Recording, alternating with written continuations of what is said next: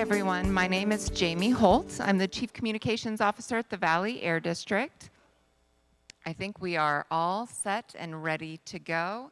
I want to start by saying that we are between facilitators right now. So our contract with the Southwest Strategies ended at the end of our fiscal year, which is the end of June, and we are working to get a new facilitator on board. Hasn't quite happened. Hopefully by the next meeting there will be a new facilitator, but you're stuck with me tonight, and hopefully it won't be too painful for you, so I apologize in advance. Tonight, as you know, we've been working to get ideas on SERP strategies, to hear your opinions about things, areas where you feel like there's potential for additional work to be done beyond what's currently being done. And the community emissions reduction plans are really documents that touch on a variety of different elements. And often those elements are things that are not directly under the auspices or under the control of the Valley Air District. So tonight what we've done is we've brought in a couple of our partners. They've also been working with us on potential strategies that will go into the SERP if you all feel they're appropriate. And we want those partners to give you a little update of where they are, what potential strategies are on their radar, what's currently being done in the area or being proposed to be done in the area in the near future, and give you just a little bit of an update of those things that maybe the Air District doesn't know a ton about right now. So we're going to go through. We have 3 guest speakers. We're going to have time for Q&A after each one, and that's kind of the format for tonight. Before we do that, though, I'm going to ask Jessica Olson to come up and give you a brief recap. Don't woo-woo. Like, come on, people. We don't encourage her. No, you can applaud her anytime. Give you a little bit of a recap of the last meeting. And there was just a few people there, and we just want to make sure everyone's kind of looped in with what happened. So with that, I'll turn it over to Jessica. Thank you. So the meeting 2 weeks ago, we mentioned was going to be like a deep dive into the SERP strategies. And so we promised that for those that were unable to attend or had prior commitments, given that we've been meeting really frequently, we just wanted to give a chance to give a brief little recap and remind you, we did send out an email follow-up and just sort of remind you what that email follow-up was about. So we went through some of the strategies that were of those top source categories of concern and went strategy by strategy, kind of collectively everyone sort of worked with their teams or their groups to give us specifics on where those sort of general strategies that were outlined by the district where those can be applied here in the South Central Fresno community. So we took in all of that feedback. We've been summarizing that, but there's certainly, it's not just limited to the people that were at that meeting. So we sent out a PD fillable version of that same document that the committee worked on. So some of you who maybe didn't turn in a sheet that time or would like to submit feedback because you weren't a part of that meeting, we're still soliciting that feedback. So the sheet is posted online. We sent it out in one of our most recent communications with you, and we ask that you go through those strategies, see where some of those strategies could fit into the community, and just give us some of those feedback. And then we also have a checkbox, and this is all part of this package that you'll read in the instructions, but there's a checkbox on the right-hand side where we ask that you kind of check what strategies are of utmost priority to you, or you can rank them high, medium, low, just however you'd like. We just want some good feedback on which of the strategies you'd like us to focus on. And then at the next meeting, which is in 2 weeks, we will be presenting a lot of those specifics. We're going to be outlining specific number of units, say it's an incentive measure, number of units we're targeting for that incentives measure, what those tons of reductions could look like for the community. So we're certainly getting down to the specifics. So that's really the goal of the next meeting, is to take all of this input that we're asking for now and then present it to you how we incorporated it for those specifics at the next meeting. So that's just a quick update. Let myself or Jessica Correa, I'll have her raise her hand, know at the end of the meeting or throughout the meeting today if you want us to specifically show you where on the website that information is, or you want us to send that out to you in some other manner. We're certainly welcome to do that. Lisa. Yeah, sorry. Good, thanks. We want to hear. At the last, it's on? Yes, yes. Oh, okay. At the last meeting, I asked it to be emailed to me, and it was, and then I had some issue with the Ridgecrest earthquake, and finally, oh, girl, you don't even know. I don't.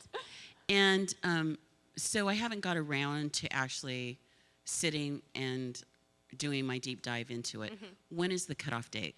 Good question. We would like it to be hopefully maybe by the end of this week, sometime maybe middle of next week would be the cutoff date. But I want people to know that we're still, even though we'll be presenting sort of our draft numbers at the next meeting, we're still kind of going back and forth with that feedback, and we're not finalizing any sort of strategies by next meeting. So we would like it if we can by the end of this week, maybe like the latest next Wednesday for it to be sort of incorporated into that initial draft. But if you're still working on it, and that goes for anyone still working on it, or as things come up at the next meeting that you think of more feedback for us, we'll still take it, certainly. It took me all day yesterday just to open up the PDF. I'm sorry. Oh, no. It was not a good day yesterday. Oh, no. All right. Well, I don't want to take up too much time, so let myself or Jess know after the meeting if you have any other questions. Thanks, Jamie. Awesome. With that, I'm going to introduce Brian with CARB. As you know, CARB is our partner on this program in many ways, and Brian's going to do a little presentation on what CARB's been up to. Oh, you get a woo too. I love it. We're going to get out of control.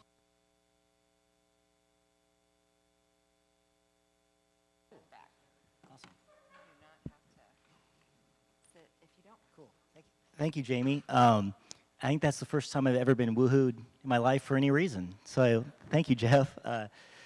But yeah, and I want to thank you all for giving us a chance to speak. And again, I am Brian Moore. I work for the Office of Community Air Protection at CARB. So my job is kind of to work as the go-between the state agency, so CARB, as well as the Air District. And through our EJ team, Trish Johnson, you may know, I also work a little bit with the community-based organizations and residences. So for today, the idea was to update you on some of our state strategies that should benefit the community. And to give you a little background, so when AB 617, the law was passed, it required us at the state to develop new statewide strategies that should reduce emissions in overburdened communities. So in October of 2018, actually the same time that communities were being selected, we had to have a list of new state strategies ready to go for this year. So we went around throughout all the divisions in CARB and found out what we could do is on the state side, and then we got those approved in 2018. So all the strategies that I'm going to be showing are going to happen regardless. What we're looking for is input on stuff we can do for next year as well, because annually we have to come up with new state strategies to reduce emissions in overburdened communities. So a little overview of the discussion. First, I wanted to discuss some actions that are currently underway. So there are actually laws that are already on the books and incentive programs that are reducing emissions across the state. And secondly, Jessica mentioned that since I first presented on all these strategies, you guys have done a lot of looking at specific strategies and voicing your concerns and goals you had for the emissions reduction program within South Central Fresno. So I wanted to highlight a subgroup of our state strategies that I think really apply to your concerns. And then I wanted to solicit your ideas and input for additional statewide strategies that we can include as we move ahead in the future.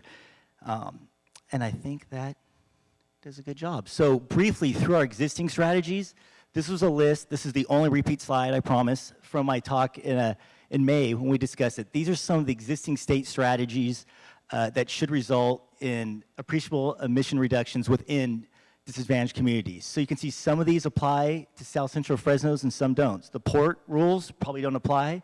What I did want to highlight in this one is this other toxics category. So we talk in generalizations that CARB in general is responsible for mobile equipment, but with toxics controls, we do have a little authority over some stationary emission sources. So when you see like chrome plating measures or composite wood control measures, those are things at the state level that we can do to influence stationary emissions. So we have a few levers out there to work with. So here we have me trying to map the concerns of the community based on the exercises that you guys did a couple weeks ago, and also just what we've all heard, myself and my colleagues, at these community steering committee meetings. So these tiles across the top, I grabbed like what from the documents that were produced that you guys, the mapping exercises you did, what we thought were the top concerns within South Central Fresno. One, particularly like heavy-duty trucks. On that strategy table that the district handed out, they actually highlighted CARB strategies to reduce diesel particulate matter from heavy-duty trucks. And it was also a high concern as far as the steering committee. We've talked about that a lot. And plus, if you look at the emissions inventory for South Central Fresno, a lot of that diesel particulate matter is coming from heavy-duty trucks. So that kind of seems like a no-brainer. But there are also these other tiles that we thought would directly apply to the community. And the first one was distribution centers was way up there as far as community concern. As far as new strategies we have moving through the process, there are two that really, I think, can address this issue. One is the advanced clean trucks, which is looking at trying to get all those short haul trucks that go from like a distribution center out to deliveries that stay kind of in an urban area. This is a new regulation that's looking to electrify all those, so zero emission. So not only the trucks would be zero emission, but trying to the reg will also provide infrastructure for charging these trucks. So the advanced clean trucks is has a lot of potential for doing good as far as like that last mile of delivery, you know, with Amazon trucks or UPS trucks, things like that. And they're also looking to electrify larger trucks too, so heavy duty as well. The second one that I think applies to distribution centers was the transportation refrigeration units. So these are on like cold storage trucks. They'll have like a separate, usually diesel-powered engine that helps climate control the trailer. So if while they're moving or if they're stopped, like offloading whatever they're storing, whether it's medicine or food or something that needs to be at a certain temperature, these run on diesel. So this new regulation is going to try to go to zero emission with those units as well. So the idea is to have these units run on electricity or be a hybrid, so when they get into a community, they can switch off of like natural gas or whatever they're using and flip to electricity. And this is also going to require building out the infrastructure, so at the store or the warehouse where they're going, they can actually plug in and run the cooling system with electricity and not have to use diesel. So I think this has the potential also to help out with the distribution center concern. Again, with the heavy trucks, we have a lot of regulations that we think may help. There's the huge big truck and bus regulation, which is looked at reducing diesel particulate matter from trucks.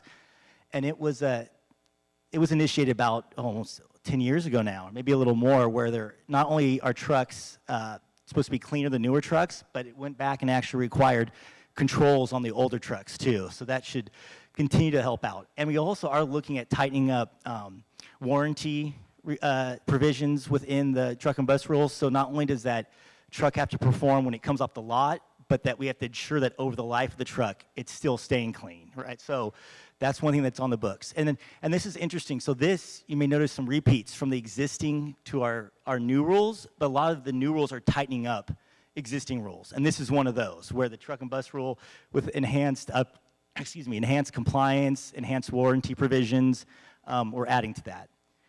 Heavy duty in-use testing, we thought this is a really neat one, where now we're actually trying to monitor, this helps with the compliance and enforcement and just really collecting data on trucks, is that instead of just measuring a truck like in a lab setting, the emissions, there's some really neat systems out there now that can measure the emissions from a truck as it's passing by. So we're seeing real world emissions from these trucks. And unlike it being a regulation, this should definitely help with enforcement and compliance and getting those kind of gross polluter trucks off the road that are responsible for a lot of the DPM in the air. And the final one we thought applied to the heavy-duty trucks issue was this truck and bus local idling pilot study we're doing.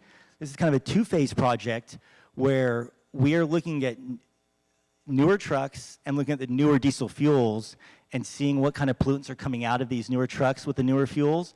And then we would like to go into communities where there is a lot of truck traffic and just kind of survey and see how many trucks are there, how many are idling, so we can do kind of like a risk analysis based on that. So this wouldn't be a regulation, but it would be more looking at the health risk associated with newer diesel trucks and fuels and with their kind of idling characteristics. The third tile we thought about was the cooking and charbroiling, which was relatively high on the lists you all produced. And what we have on the books, and this is an example of a stationary source that CARB could regulate due to the toxic air contaminants that are associated with charbroiling commercially. So there's a suggested control measure that wants to look at the current controls that are used on large commercial cooking facilities and see if there are viable control mechanisms to reduce emissions from these facilities, and maybe develop like a model rule that can be used throughout the state to reduce PM emissions. And a lot of VOCs come off of cooking. You have, got the hot oil with cooking, and the high temperatures produce a lot of these volatile organic compounds that kind of come off of it and can be detrimental to health. Passenger vehicles also popped up on the list, and what we have going with that is the Advanced Clean Cars 2. Right now, we have Advanced Clean Cars is a reg on the books that this is a challenging topic right now because of the way the federal government wants to approach this and the way California is. But Advanced Clean Cars, the initial bill was looking at ways to decrease emissions from vehicles as far as greenhouse gases are concerned, as well as toxics and criteria pollutants. So decrease PM and oxides of nitrogen, stuff like that, as well as carbon dioxide. So we are now in the process of tightening up the regs regarding advanced clean cars and are updating that policy. So that will come into effect during this, as we move through the emissions reduction program within South Central Fresno. So that should help on the passenger car side.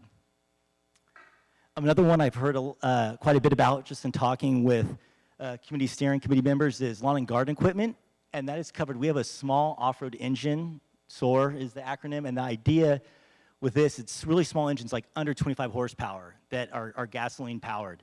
And in 1990, CARB did set regulations on this equipment. So there are manufacturer regulations, how they produce the equipment, as well as performance requirements. And CARB is currently revising that policy. So increasing the restrictions on these lawn and garden equipment, like your leaf blowers and lawnmowers and stuff like that. So that is also moving through the system right now. And I guess one thing to think about, we just based off what we've heard at these steering committee meetings, as well as the prioritization exercise, came up with these 5 kind of tiles at the top of main concerns. If you all want to add to that, or if there's anything we're missing there, let us know. But I just wanted to highlight those. But these are other new statewide strategies that will be happening that I think may apply to Fresno as well. The main ones, although there is the Kawa rail station, although it hasn't been brought up a lot within our conversations, the idling regulation that's proposed, as well as the emissions reductions from locomotives, I think could have appreciable impact, especially in the Kawa area. So the idea with this is to reduce idling of like the equipment used to service railroads, like the loaders and other diesel equipment that's moving around a rail yard, as well as reduce idling of the trains when they're like being serviced or have to be fired up for maintenance. We'd like to create some regulations to reduce the impacts of all those processes. And the reductions from locomotives, so the smaller short line railroad companies that run just the really trips that stay within the state, CARB can try to incentivize as well as develop regs to turn over those older diesel engines. Because usually the older diesel engines get moved out from being like big, long interstate haulers to use on the local tracks. So we are exploring the ability to place some regs on turning over those more polluting older locomotives that aren't exempted by the Clean Air Act. So we can't regulate like the tier 3, the big, or class 3, the really big railroads that have international engines, but we can look at the more local ones. I mean, also the zero emission cargo handling and drayage trucks, those apply to rail yards and ports. We don't have many ports around here, but both these proposed regulations would move all the little trucks that are unloading, like the rail cars, and taking them to like a warehouse or something like that, moving towards zero emission, as well as all like the forklifts and gantry cranes and things like that. That's what this zero emission cargo handling equipment would look at. So those are also moving forward. And again, I'm a big proponent of the appendices in the blueprint. Appendice F and D get really into detail on all these plans. So if you want to flip through it or read those or learn more about the specifics of the strategy, they're found there. Or feel free to ask me or any of the CARB staff here. We'll put you in contact with an area expert if you're really interested in one of these rules. Oh, you can, yeah, go ahead.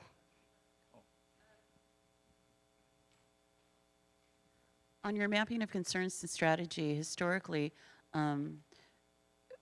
what's better, idling or cold starts? And also, you talk about testing alternative fuels or different fuels in this community. Just a reminder, doing future studies that, this community are not guinea pigs, they're not test rats for illness. So do you have also alternative sites in which that you will be testing these new fuels, these new concepts other than Fresno? Then, I got a lot of stuff. Well, yeah, you guys really should have known. Under your strategies, I do not see a tile for policy changes in how plans are reviewed, because it seems like part of the systematic problem that you have in this region and in this specific area is projects have been passed through on basically the planners, the reviewers are agreeing to the bare minimum and saying the project's fine, and not looking at the cumulative impact and damage it's done to the community. Cool. Okay, I'll start with that one because that's fresh in my mind, but don't let me forget, we'll go backwards. So as far as like land use planning and transportation, one thing we can do at CARB that we're committed to do, and I should have probably put it up there, is we're going to be more active writing comment letters on projects. Like in West Oakland, even though we don't have any authority over like freeway expansion or the raising of an overpass, we wrote a comment letter that evaluated the air pollution impacts of that project to submit. So it's out in the public. Residents can look at it, use it as a reference, and the agency that's performing the project is made aware of it. So we are committed to doing that for like land use and transportation issues. We can write them for anywhere where we think there's an air pollution impact, we can write a comment letter. Karen, is that all right if I commit you to writing a lot of comment letters? But that is one lever. Am I missing another one we can do as far as looking at land use and transportation?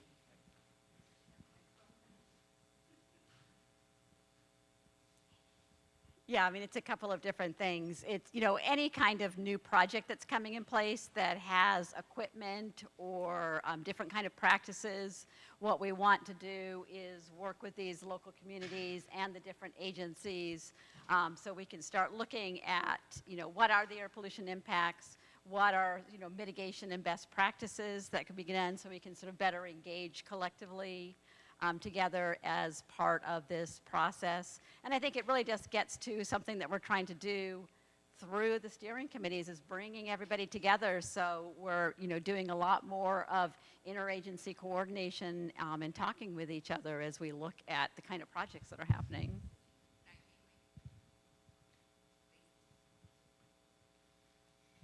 And I have a good example.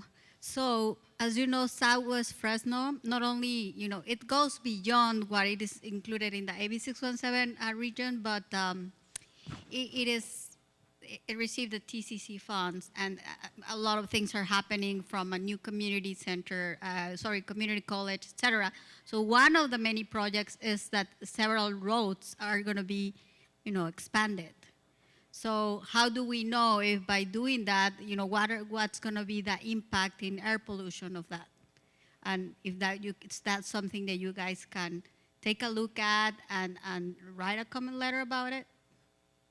I think so. I mean, we would work with whichever agency is working, but that's part of the process they also go through, is evaluating what are the air quality impacts, emission impacts associated with it. So, having us partnering together to really share data, look at that information, and also make sure there's mechanisms to share it with the broader community itself. For those of you who don't know, there was a tour of many Tulare County communities this morning, and one of the key themes that I really took from that is just an interest in better notification and sharing of information, and I think that can be something that's very pertinent to this community as well as all the other ones as well. And about that, Naimeen, too, we put you in contact with some people that work with the TCC at CARB. If you want more information, let me know about that project. And it's kind of coincidence, well, not really, but I just met with the Strategic Growth Council, some staffers that work with the TCC in West Fresno, and they really want to start collaborating. And so they're interested in working a lot closer together, maybe even if there's time presenting or giving information, to the steering committee. So hopefully we're moving in the right direction on that. And let me get Lisa's, can I get Lisa's question about the fuels? Because I think I misrepresented what's happening. That was the first one, right? So we are not testing new fuels in South Central Fresno. What happened, historically, the diesel particulate matter, when it became a toxic, it was evaluated on fuels from like decades ago. All right, and so we developed these risk factors that the chart that we had at the subcommittee that talked about risk factors, the unit risk factors for diesel. There has been some suggestions that with the newer engines and the newer fuels, the exhaust coming out of the new diesel trucks is not the same exhaust that we were analyzing to label as a toxic.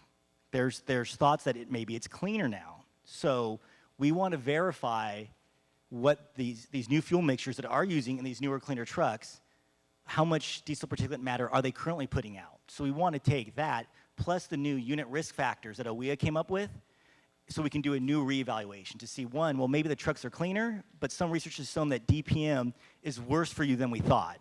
So that's the idea. We're not testing new fuels. This is more a mathematical exercise on the front end, and then we want to see where the trucks are in our communities so we can do a risk analysis. It's a whole standard across California. They're newer, cleaner burning diesel engines. Yeah, they've been tested quite a bit. They're tiered engines, and they're way cleaner. A 2010 diesel engine is way cleaner than anything before it, for a fact. Yeah, and they're all over the place. It's being required to phase out the engines before 2010 because they are so dirty. And that was hard to get industry to buy. I wasn't at CARB, I came right after that. That was a very contentious battle, was not only to require by 2023, 2010 or newer engines, but the ones that are older had to actually put filters. They had to be retrofitted. So even though you bought a diesel engine, there were requirements to put on a filter. So that's why we don't see as much of that really black smoke coming out of heavy-duty trucks anymore. It was because of that. So I'm super hyper confident that 2010 and later diesel engines are super clean. And what we want to verify is these statements that are made that they're really clean and they're less, they have less effects on health. We want to verify that because we want to make sure. So it's kind of the opposite. These engines are good. The new engines are very good things. Very good things. Yeah. They're really long. And that is the diesel, this truck and bus regulation. That's one thing to ensure, and that's a great point. So if you have a diesel particulate filter that you were made to put on and it works, what if it stops working in 3 years, but that truck can run for another 10? So part of the truck and bus rule is increasing warranties on those, so the truck drivers don't have to replace them after like a couple of years if they fail, and also do more compliance checking to make sure when that engine's built that it stays clean. Yeah, that's part of the truck and bus stuff. I don't, Sylvester and then Ivanka and then Denise. Okay, thank you. First of all, I want to thank all the subcommittee people that do the work before we get here to these main meetings. So thank you for your subcommittee work. Secondly, Ms. Martinez brought up a very important point regarding that particular project area. Just so you know, Ms. Martinez, in the future, anything regarding that project, I'll be glad to talk to you about it. I'm part of the ownership group and the development group of that project. I grew up in the neighborhood, and the reason we're putting that project there is to reduce vehicle miles traveled for all of our citizens that have to go across town and take their dollars across town, okay, and catch buses and drive out and drive in. So you'll be able to get good statistics. The folks that are here from the city, they'll talk about the TCC, they'll give you specifics on that, but most of those projects are designed around reducing greenhouse gas emissions. in vehicle miles traveled. So we'll be monitoring that closely over the next 5 years. But our group will be going beyond that 5-year period. So thank you so much for your concern, because that brings me to my third point, is that particular transportation thoroughfare of Jensen Avenue, and as it relates to heavy-duty trucks, okay? I have 60 years experience in that neighborhood, and if I think everyone here present realizes throughout America, when they develop communities, they built railroad tracks, and they split these communities west side, east side, and unless you're on a beach, unless you're on a beach community, and then the poor people didn't get the west side. But all the inland cities, all the poor people, and all the communities got the west side, the southwest side in our instance in Fresno. And you can duplicate that in every major city throughout the United States, and especially in California, where we're focused here today. And I want to ask you to take a look at, under the mapping concerns to strategies on the heavy-duty trucks. You know, most of those strategies are strategies that people have to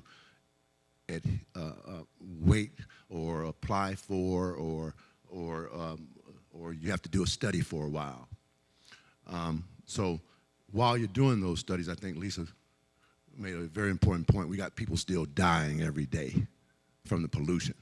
So I don't have to do a big study to see that 80% of all the major industrial trucks on the south end come down through Jensen Avenue, okay?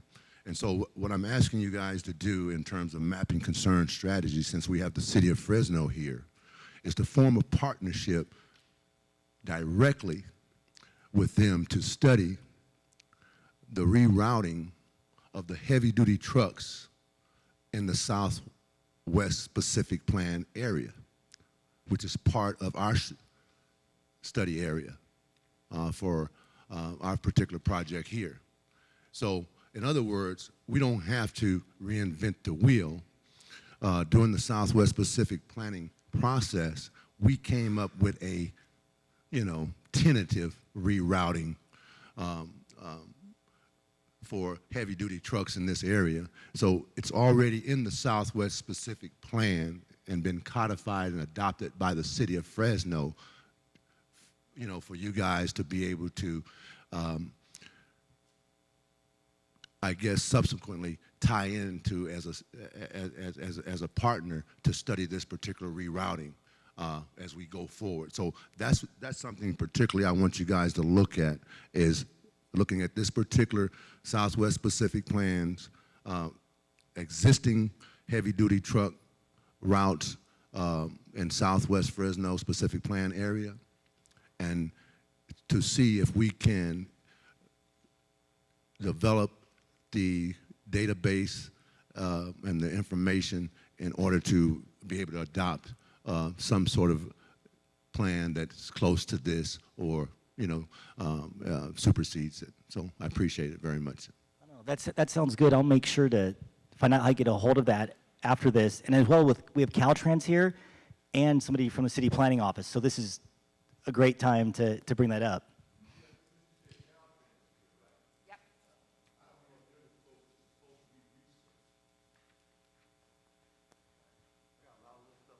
Thanks, Lisa. I like that little stuff you always comes up with. If the Caltrans folks are here too, or they can contact the appropriate department there, there's a rumor going around that on Jensen Avenue from maybe Hughes or Marks, they're supposed to be resurfacing Jensen Avenue from 41 to Marks. And I'm going to tell you, I can set up a camera right now, and those trucks are barreling down through there about 45 miles per hour. And I mean, it's like driving a wagon on that road right now. The roads are so tore up, right? Can you imagine the resurfacing, how fast they're going to be driving down through there? So if they can start working with the city of Fresno and CAR to address this heavy-duty situation along Jensen Thoroughfare, that would really help, okay? Cool, Ivanka. Brian, I had a question about the heavy-duty trucks regulation. I haven't followed closely, and I think it applies here. Like, what's going on with the smog checks regulations for big trucks? How, in comparison to all of us that drive regular cars, we have to smog our cars every year, and big trucks don't, correct? And so where is that process, and is that something close enough in changing and regulating that could be a part of this? Oh yeah, for sure. So that's, there's a couple parts to that. So they are going to do more with the onboard diagnostics. So all these trucks since 2010 have systems that are collecting information on how the engine's performing, including all the pollution prevention equipment, all the controls. So SB1 was passed, I believe, in 2020. Those cars that are out of compliance will not be able to register in the state of California. That sounds like a no-brainer that it should have been done before, but that is happening. So if you look up SB1 provisions, one is that we are now going to link non-compliant information with trucks with the DMV, and they won't be able to register that car in California, just like us in California. So if you don't have a clear smog check and you try to register your car, you can't. So yes, that will be happening, and I believe they're trying to get it started at the beginning of 2020. Yeah.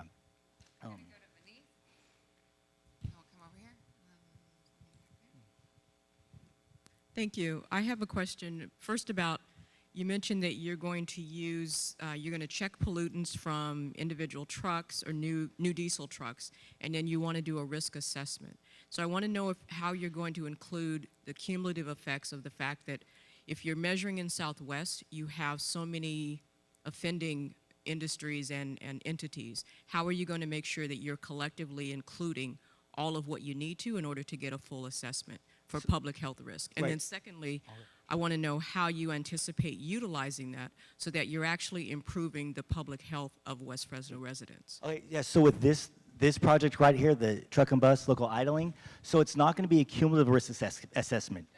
Right. So for just this specific project, we want to find out these newer diesel trucks, what the health risk is related to those, and then find out where they're driving and idling within communities so we can see what kind of risk these trucks are producing in these communities. And the idea to move on that would be then also to increase like enforcement in those areas. So this isn't a comprehensive risk assessment, which would be great, right? But this is just a pilot study we're doing because we want to evaluate, we want to test the claims that newer trucks with their newer fuels are less health damaging. So that's why we're doing this project. So it's just one piece of the puzzle. Yeah. I see that as being like a miniature step when we actually already know some of the cumulative effects already. We already know that there's idling, we already know that there's pollutants. So is this in real service to moving forward the discussion about how to improve health, or is this just some study that is nice to know but doesn't really move the needle in terms of improving and getting to a place where the air quality is improved but the health outcomes are actually improved? I would say this is going to move the needle because we will have data that we can base these new engines and fuels on, and we will also have information on where this idling is happening. And I hope to see, what we hope to get is stronger enforcement in these areas where idling is a problem. And yeah, I know it's tough. I mean, I was in research like for 20 years before working here, and it's expensive and tough. But I think it will move the needle. But we need a lot of little things to move the needle, right? So I think it will help.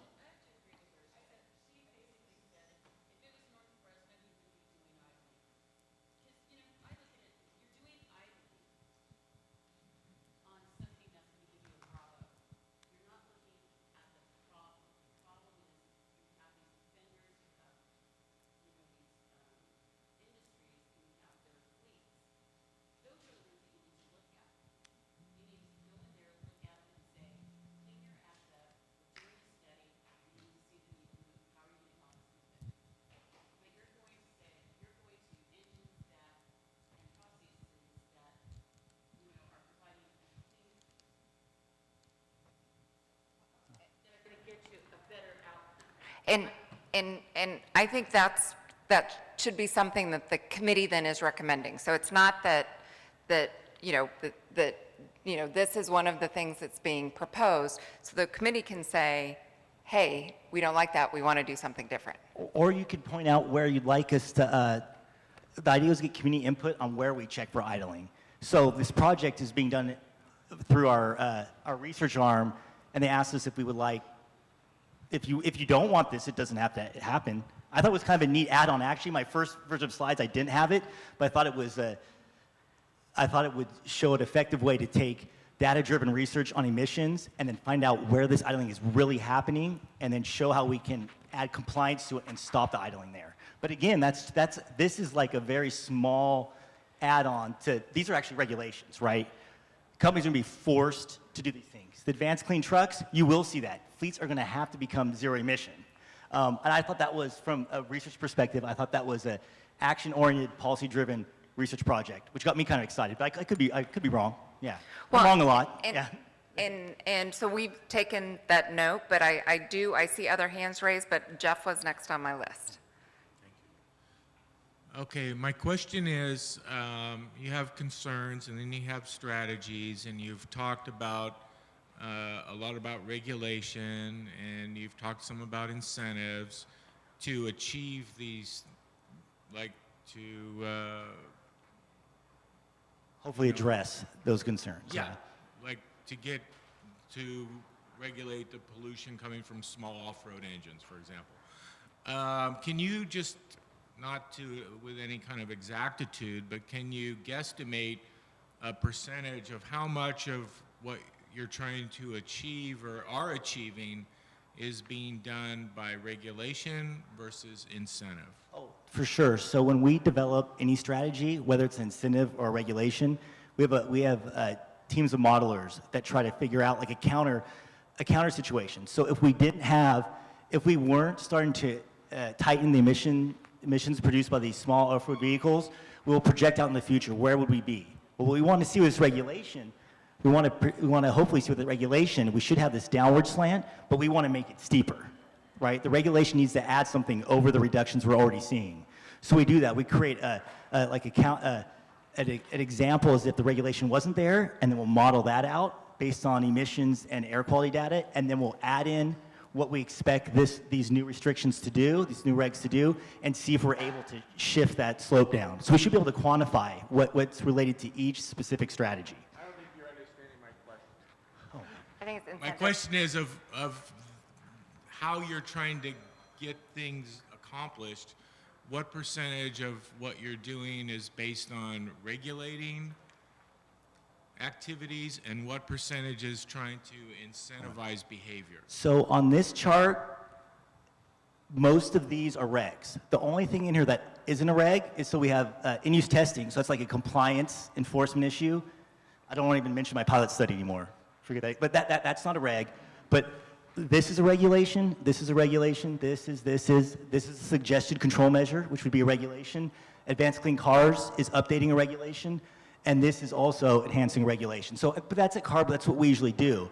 A lot of them funding, we have some incentive programs, but we let the districts distribute that money. So they talk a lot about more of the incentive funding because of that. I'm not sure how many of you are familiar with the clean freight, some of the funding that's going into that, like at the Frito-Lay factory in Modesto, where they're trying to electrify a lot of their trucks. So that's like an incentive project that's kind of run through CARB. Also in Reedley, south of us, I think it's Moonlight Companies. They do a lot of fruit and vegetable shipping. They're also electrifying a lot of their fleet. So we're going to see how well those trucks work. Is it beneficial to the companies? Can they do the job? And what kind of emissions reductions we see? And we can quantify that easily. You take off one diesel truck and replace it with a zero emission. We can get a really good grasp on how well that's working. There's some folks who haven't asked a question yet. I'm going to go to them first. And I'm doing a little time check. We probably have time for 2 more questions. Just to clarify this idling issue, there's already a law where you cannot idle a truck for more than 5 minutes in California unless it meets a certain exception, which you'll notice those trucks have a special sticker on the door, and that's already a regulation. If you're at a school, you start the motor, you have to leave within like 30 seconds or a minute after you start the engine. So there's already quite a few laws regarding the idling, so I'm not sure if we need to worry about that too much. And there's also, in the newer engines, the trucks, unless the software is set up, they will automatically shut down if they're idling for over a certain amount of time. I don't remember if it's 5 minutes or 3 minutes or what, but those idling situations have been addressed already.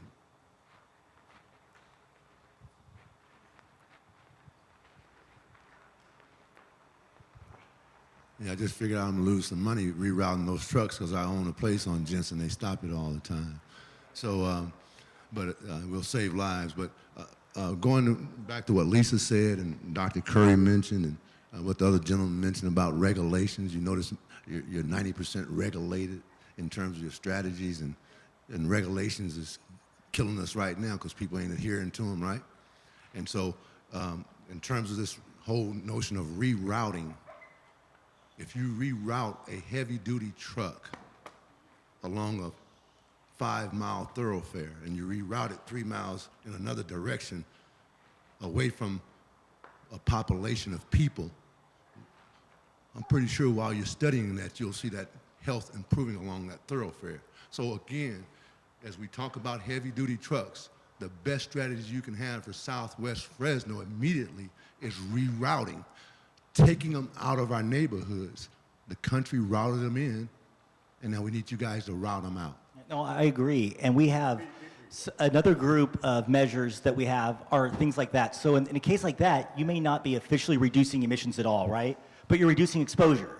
So these are focusing on emissions reductions because of the way AB 617 is written. But we have a whole section in the blueprint we talk about whether it's rerouting to reduce exposure, vegetative barriers around parks or schools, in-house filtration. So we need to get creative, and that's where we need to work with like city, Caltrans, the transportation agencies to work with those mitigation strategies. And the EPA has done a lot of research on vegetative barriers and solid barriers that can help immediately. So maybe you haven't reduced emissions one lick, but now you're reducing exposure, which is the ultimate goal anyway, because exposure and the dose you take in is where the health effect comes from, right? So yeah, those are awesome points. From my lowly position, I will drive that forward. Yes, yes, I will talk to my supervisors, and that's on our radar for sure. We love to see rerouting and exposure mitigation, which is a huge concern. Yeah, I think with the TCC, we're starting to develop relationships with them and more with the city. So yeah, that would be awesome. Yeah. Well, yeah. And I think part of that is this group. You're in the group. So we're going to be talking about more of those. And I think both of our next speakers are going to be talking a little bit about that. Last question. Talking about rerouting, there's quite a plumes all over Central Fresno. Highway 99, 41, 180. And we've seen these, colored pictures of PM 2.5 are very high. Maybe you could reroute some of those somehow. Well, I mean, those are all great ideas, and this is where we need the land use and transportation people at the table, which is why this is a great conversation for right now, because they happen to be here. And just one last thing before Jamie gives me the hook. All these new regs and strategies are at different stages of formation. A few of them, and this is on, if you have a digital copy of this, you can click on these, or I'll come to me afterwards and give me your card, and I'll somehow get you this information. So like the advanced clean trucks, it's far enough in the process where you can actually you can be part of that rulemaking. So the rule isn't finished, but they're having open public discussion on what should be included in that rule and the types of regs in that rule and the timeframes of the rule. So with advanced clean trucks, the transportation refrigerator units regulation, the truck and bus, advanced clean cars, and the small off-road engines, those are already moving to the point where you can participate as a member of the public in forming those rules. So if you click on one of these things, and you'll get a page that looks like this, and I do this, so there's so much is happening, and I subscribe to these updates, and it will tell you when there's a public hearing or there's an open public comment period on forming these rules. So that's one way we can directly influence the specifics of the rule is through these public comment periods. Cool. Thank you so much. We're going to switch the PowerPoint slides and invite the Caltrans, Department of Transportation, up. And I'll let you guys introduce yourselves because I didn't introduce myself to you prior.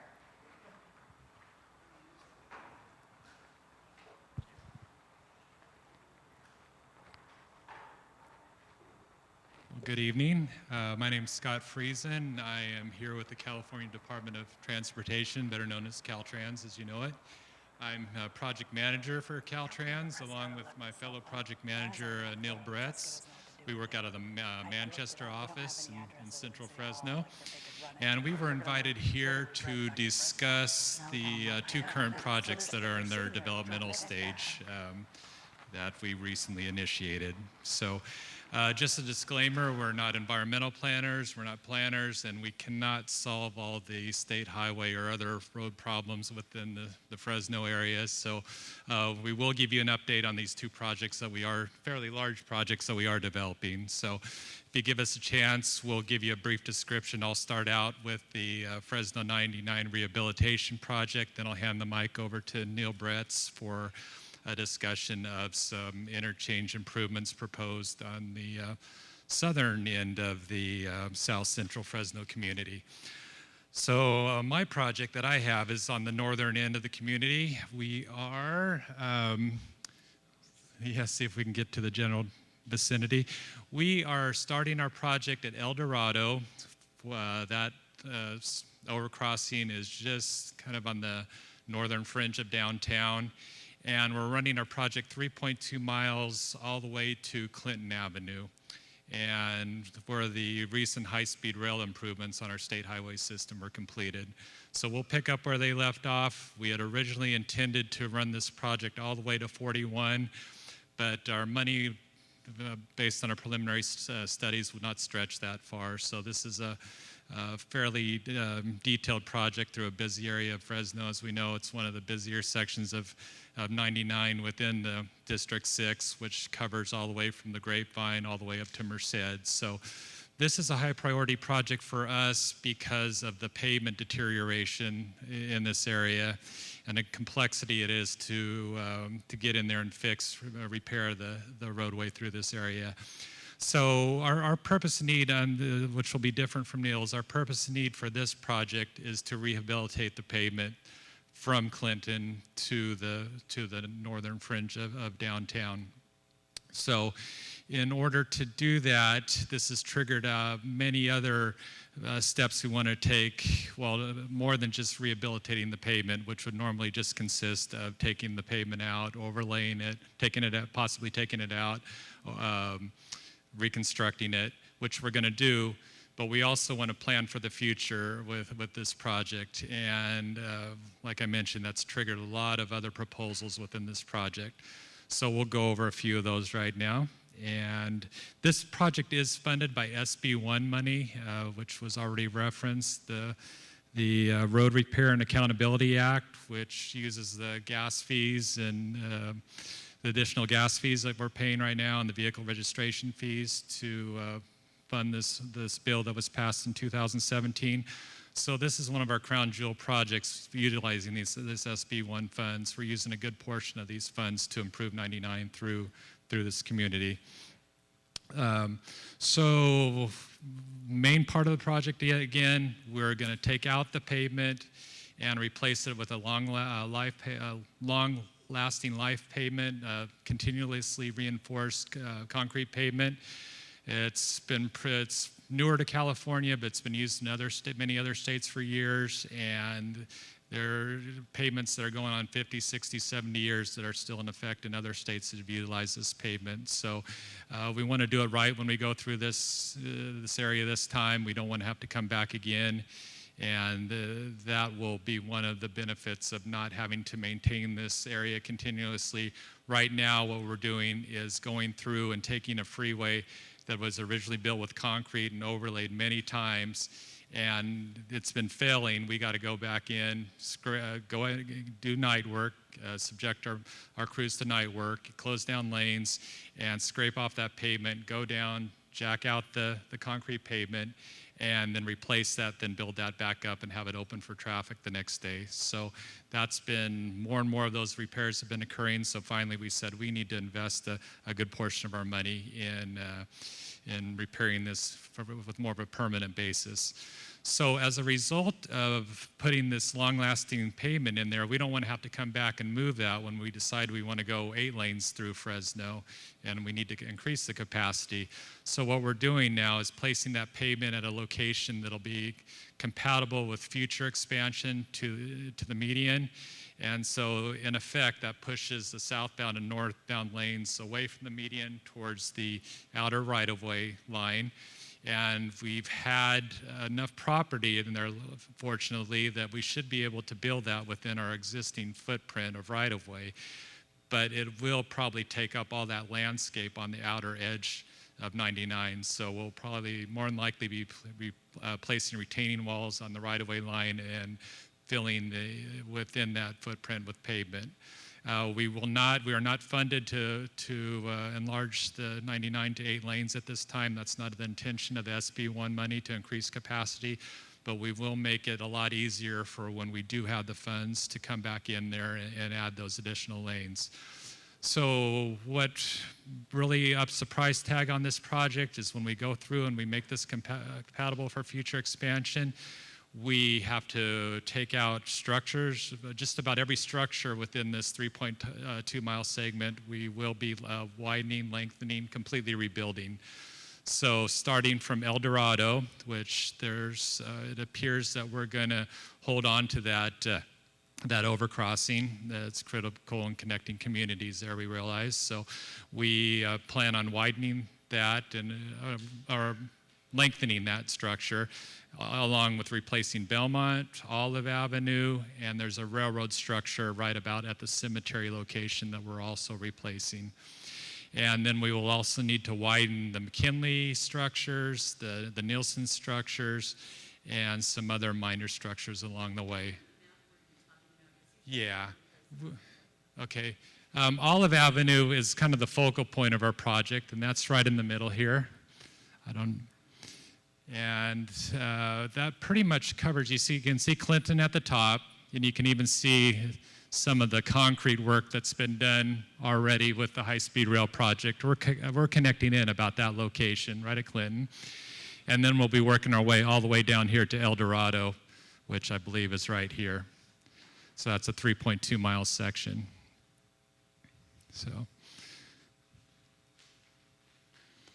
And like I said, we're trying to lessen the impacts and the property impacts along the way. Olive Avenue is one area where we will have to buy right-of-way. We're looking at many alternatives right now. We are just a few months into the environmental stage, so it's a good time to have a meeting like this, introduce the project, and we will be taking we're open for public comment for basically the next 2 years during the leading up to the draft environmental document, which is planned for early 2021. So this is the time. We have a sign-up sheet that we'll put out here, and for both Nils and myself's project, and you can, if you want to be on the mailer list and be made aware of all mapping and meetings that are upcoming meetings that are coming up, get your name on that list, and you'll permanently be on that list, and you'll get information when there's time to disperse that information. We are going to great lengths to avoid the park right now. Yeah, and it's very early in the developmental stage. I can't give a lot of details at this point, but it appears that we can avoid the park at this point.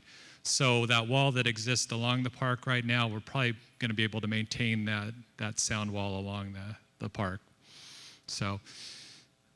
How this relates to the 617 project? I know most of, when you're going down the freeways, we always see the sound walls and the barriers.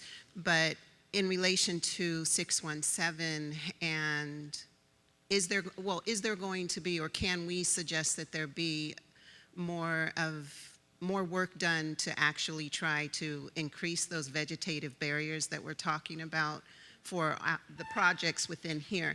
I know that like a lot of times we'll go along and you'll see that like the ivy that kind of takes off on its own eventually, but is there something that can be more concentrated in a future sense of, okay, then Caltrans can use this space that's already happening in an area that we're trying to reduce emissions in a whole new way, that you guys can add to that process? Yeah, we'd love to hear ideas. We know there's can you hear me? Okay, is this on? No?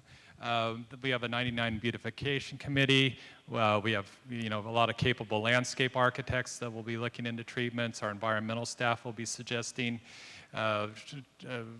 different types of vegetation within the area. At the interchanges, we'll still have vegetation, and the idea has come up already about vines on the walls and different types of vegetation to absorb emissions. And we'd love to hear any other ideas you have. Like I said, this is the time we'll consider all ideas, and we've already have the brainstorming going on quite a bit of different decorative stuff we can do along this corridor. We can handle more questions at this time. Hi, Scott. Hi, Lisa. Haven't seen you in a while. Hi, Neil. For everybody in the room, I'm a retired Caltrans employee. I used to be both a transportation and environmental planner, and my bailiwick is, and my love is Roding Park. One of the questions I have is when you do this rehab project, you're going to go ahead and set it up for 4 lanes, right? 6 lanes as 6 there is lanes currently. At this point, okay. Yeah. I'm really interested in the impacts to the park and what can happen, and also historically, Caltrans, it's always been a very quiet conjecture that they've always wanted the Belmont ramp closed down. Are they looking at that at this time of closing down the Belmont exit? Also, too, what is going to be the impact to the cemeteries? Okay, good Because questions. I'm very interested in that, because I have a very dear friend that is buried there, and I would have some issues if you have to Very move him. legitimate concerns. And the cemetery right now, the only impact, we're able to stay within the right-of-way and not affect the cemetery. The only potential infringement, I don't know if you wouldn't even call it an encroachment, but we do have to build the railroad facility, which runs directly to the to the north of the cemetery, which is, we've got the Memorial Park, I believe that's it, coming right through here. We might have to reroute that to, while we lengthen the structure and raise the structure. Every structure within this whole location outside of the newer 180 ramps structures are non-standard, have non-standard vertical clearances for trucks. So that's part of the reason we're replacing these structures within the route. That was a side note. So no impact to the cemetery. We're able to work within the existing right-of-way at that location. Roding Park, we're able to avoid the park at this point. If, can't make any promises at this point, but we know that's sacred. We want to avoid it at all costs. There may be a little more room if we need it on the Parkway Drive side, but we haven't gotten into that detail on the project yet. We do have more room on the Caltrans district office side of Olive to manipulate this interchange to have less impact to the south side of Olive Avenue. CHP has moved out of their location in there, so that's given us the opportunity to utilize more of that land and have less impact on at that location. We do have a brand new interchange at Olive as our main alternative.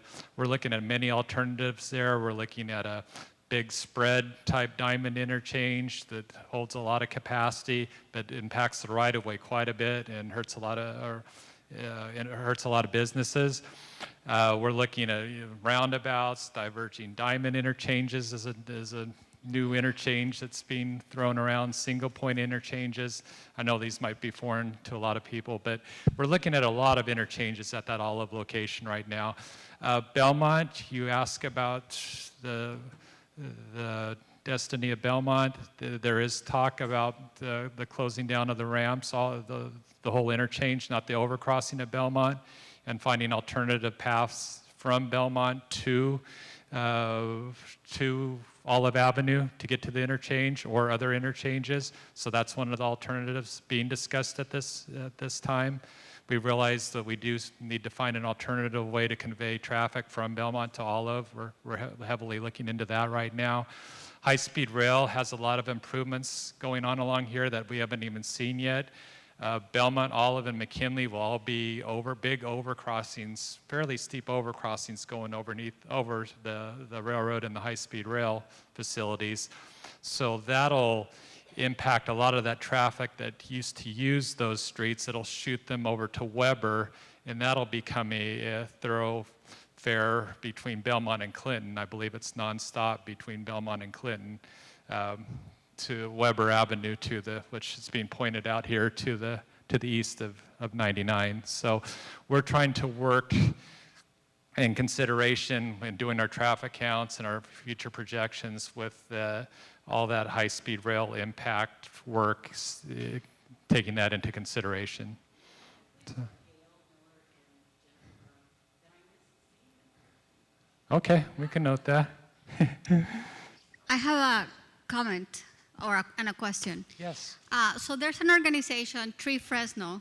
As far as I know, a year ago, they received funds from CARB from their STEPS program. Okay. And the project that they're working on is to explore how planting trees near the freeway can help reduce emissions for homes or schools or parks that are near the freeway. And the area that they were covering, it's on phases, was going to be like the 99, the stretch from, I believe, just north of Ashland, all the way to Fowler, around that area. So I wonder if you have been in discussions, or it would be really great that you connect to see how your project and their project can overlap in any way. Yeah, we're just starting our visual impact studies, and I'll remind our environmental staff and our landscapers that Central Fresno does need to be involved in that stretch of freeway that you're discussing. But yeah, it's a little more difficult in our segment right here because we're having to minimize impact to the property surrounding us.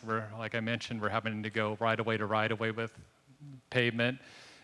We do have the opportunity at, say, the Olive interchange, and I guess that would be maybe the only interchange left. Well, 180. There's a lot of opportunity at the 180 connector interchange. So we'd love to hear your comments, and I'll remind them to get involved, make the contact at Central Fresno, and consider that. Just real quickly on Lisa's comments about Belmont possibly being the access possibly being removed from Belmont to 99. That's one of our major emission reduction measures that would probably occur with this project, because we all know at the 180 connectors how much backup we get there in just about every direction, particularly on the what would be the westbound to northbound, and then vice versa on the northbound side. I'm sorry? Right.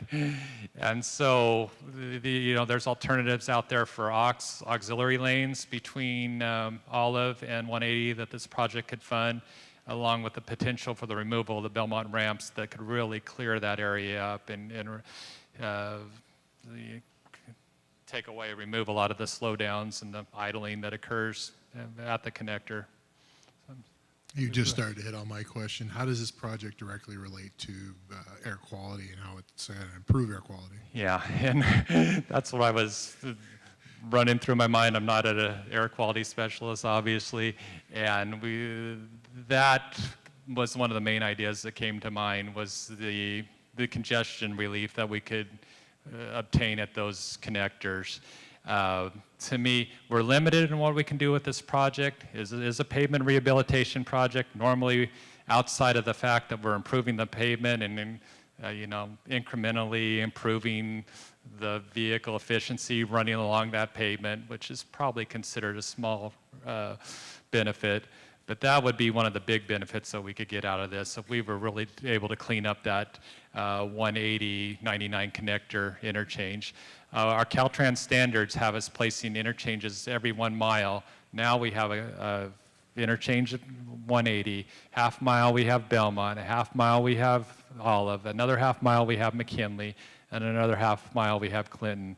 What the high-speed rail did when they came through, they created a nice mile segmentation and broke up those in-between interchanges, which hurts traffic operations and makes the freeway will run less efficiently. So we're hoping to have a similar impact with this project by possibly reducing some, taking out some of the ramps, but making sure that we're able to mitigate that with paths to other locations to access the freeway, obviously. So in general, when it comes to transportation on the freeways, it's increasing capacity, increasing vehicles, maintaining close to the speed limit that will decrease air pollutants?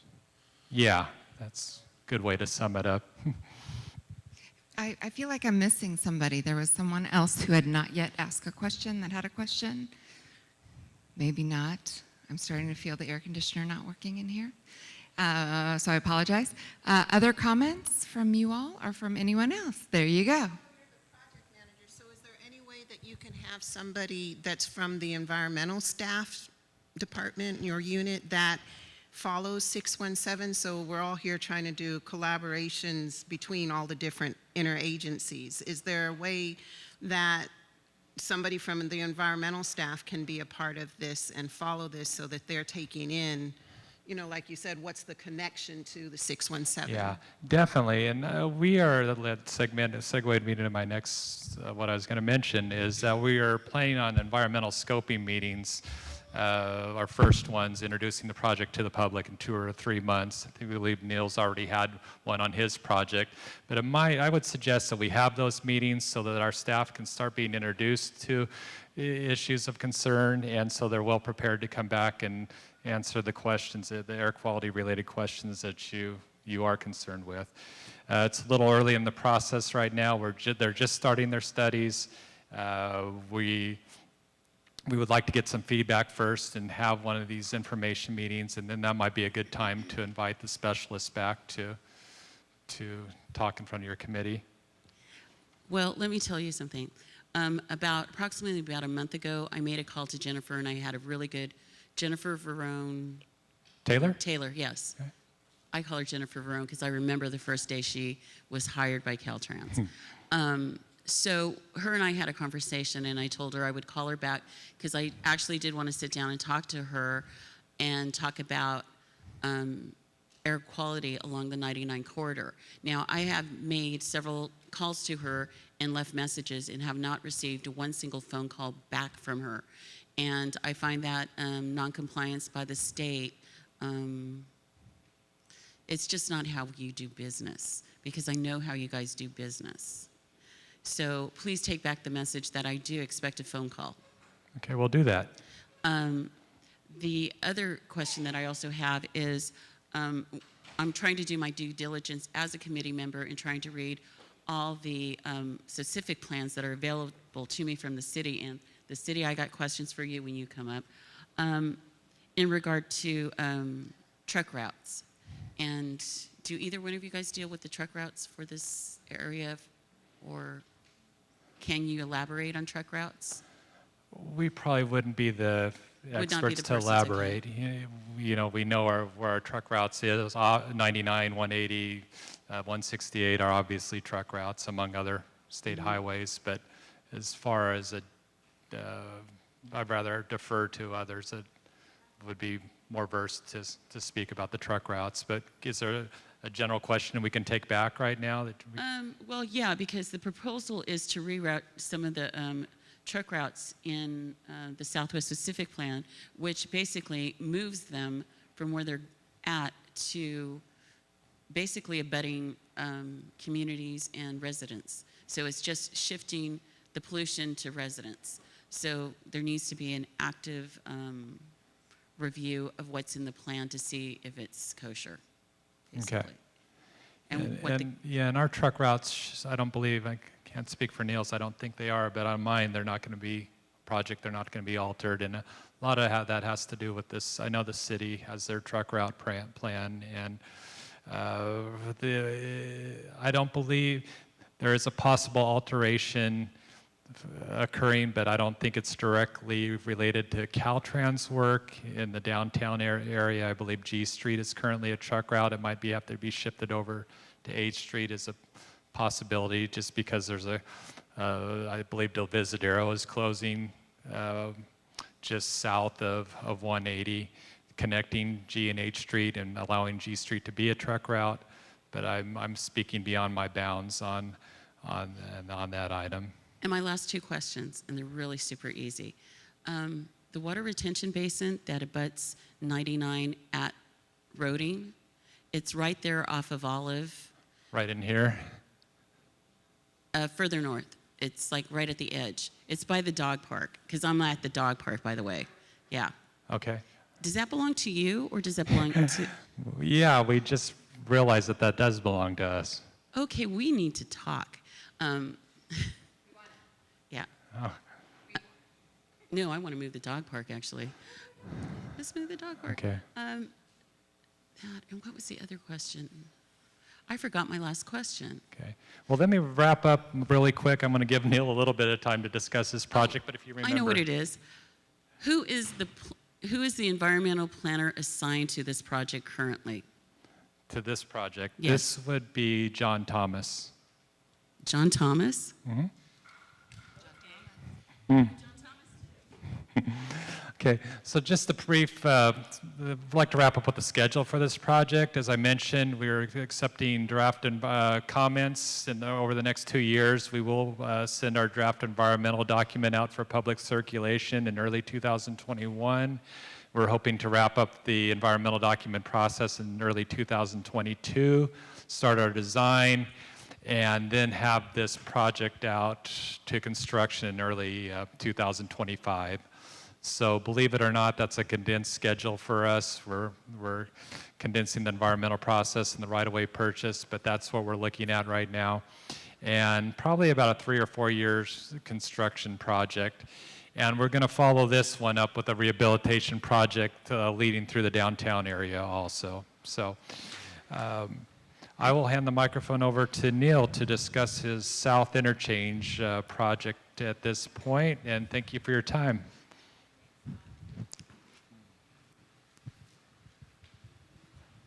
It's not quite catching up.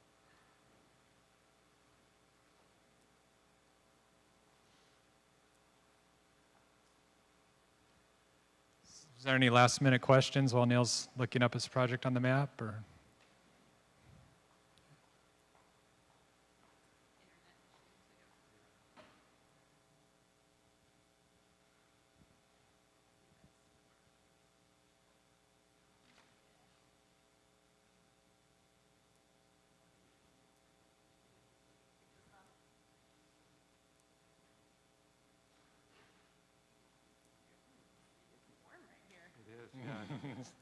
Sweating. Those projectors get pretty high.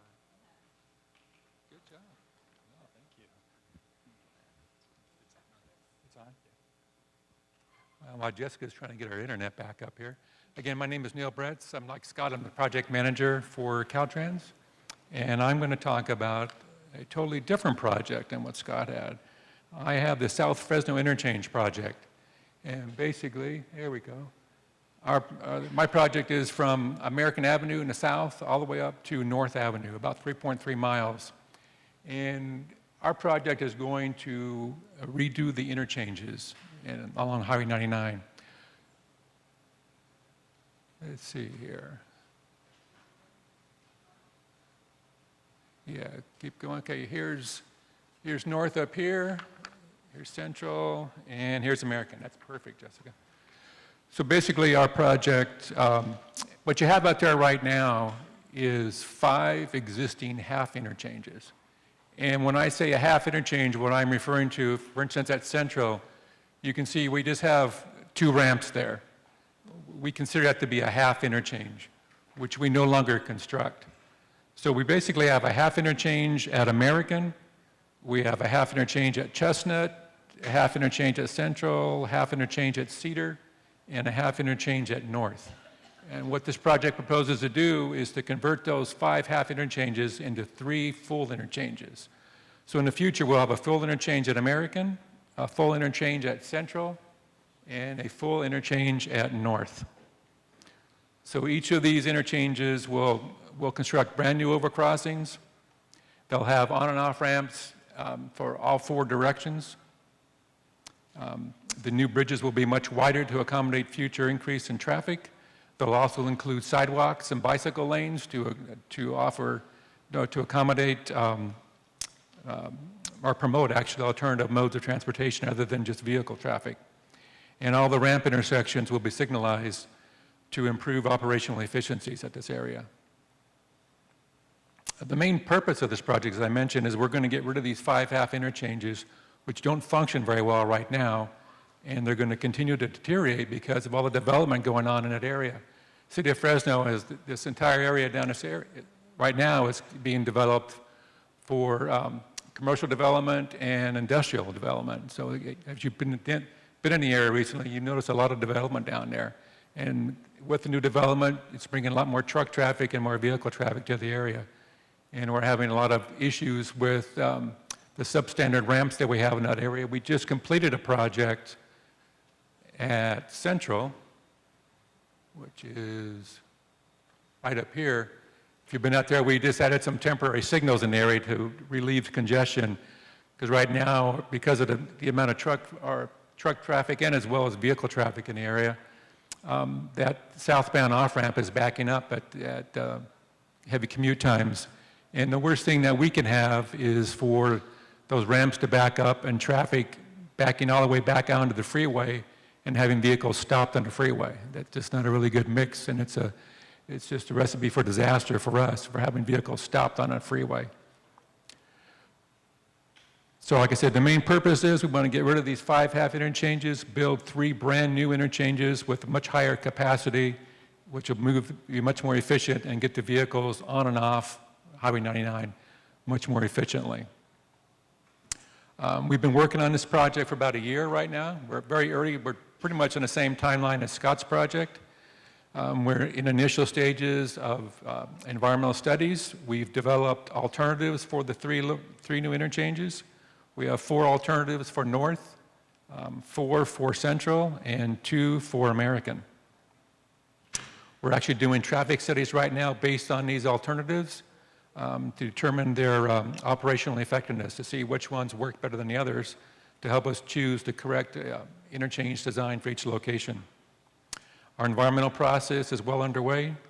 We're doing several studies right now. We're looking at air quality, noise studies, community impacts, preliminary site assessments for hazardous waste, paleontological reports, visual impact assessment, and we anticipate paleo monitoring to be required during construction, as well as pre-construction surveys for nesting birds. You may not be aware, but nesting birds are a huge problem for us, and they're very expensive. They cause us a lot of potential delays and just add cost to our project. But it's a requirement from the environmental process. We'll continue this process, refining our alternatives and completing our environmental process, in which we should be at the draft stage, similar to Scott's project as well, probably the spring of 2021, we anticipate right now for our draft environmental process. At that point, we will release a draft document to the public for comments and review. Shortly after that, we will have an open house and invite the public over to review the alternatives, add comments and just general comments about the project, and let us know what they feel about the project. And then following that, we're about 13 to 14 months beyond that, which is about the summer of 22. We plan to wrap up our environmental process, and at that point, we'll have made a selection for each alternative, for the correct alternative for each of the 3 locations. And then following that, we will move into final design.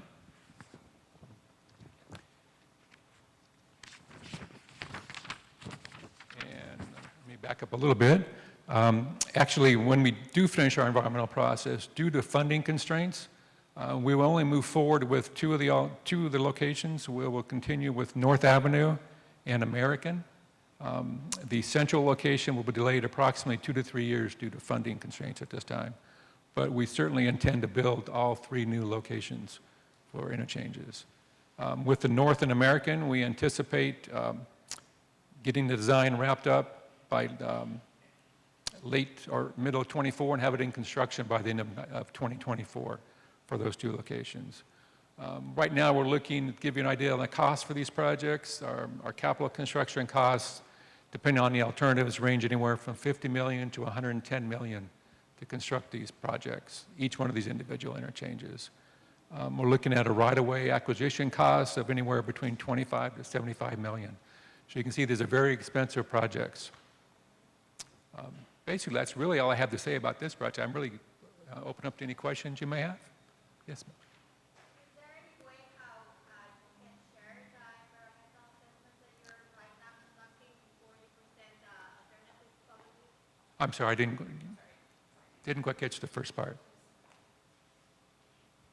Is there any way that you share the environmental assessments you're conducting before you have those public meetings where you're going to present you're going to be asking for the alternative interchanges? No, our process is we don't typically share any of our alternative designs or our environmental studies until we get to the draft stage, and then that becomes a public document, and that's open up for.